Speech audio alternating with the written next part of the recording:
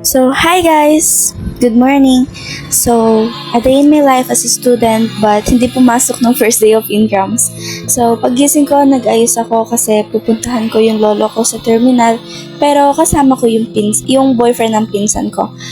Dito na kasi siya nakatira so we're like family na rin. And malapit na nga pala kami dyan sa terminal. Quick vlog lang and quick video kasi we're excited to see my lolo rin. So, we're here at terminal na. So, we're just waiting for him and this is me.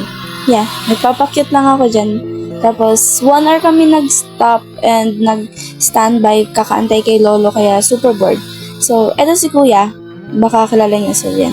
Nagutom ako, pumunta ako ng 7-Eleven and bumili lang ako ng siopaw. Tapos, nag-ikot lang ako saglit.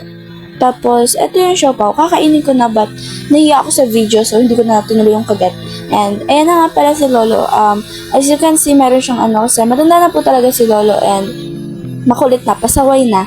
So, ayan, pabalik na kami, kasama na namin si lolo. And, second day of incomes, pumasok na ako kasi nga, syempre, kawawa naman ako kung hindi ako papasok ng 2 beses. Tapos, ayan, while waiting lang kay Ali kasi magwa-volleyball nga pala sila guys. Kasama ko dyan sila Vera and Cholo. Kasama rin si Enzo. And while waiting lang, yan, naalala ko, captain po si Ali. Si Ali po yung captain sa volleyball and sabi nga nila, better luck next time, Ali. So, yeah. Bumalik na kami ni Jaira sa room kasi so hot na.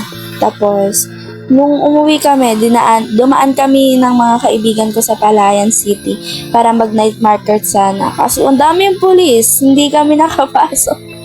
So, yeah, safe kami. And next day, Sunday, we have to thank kay God na okay kami. So, kasama ko lang dyan sila Ken, Kate, and Lane.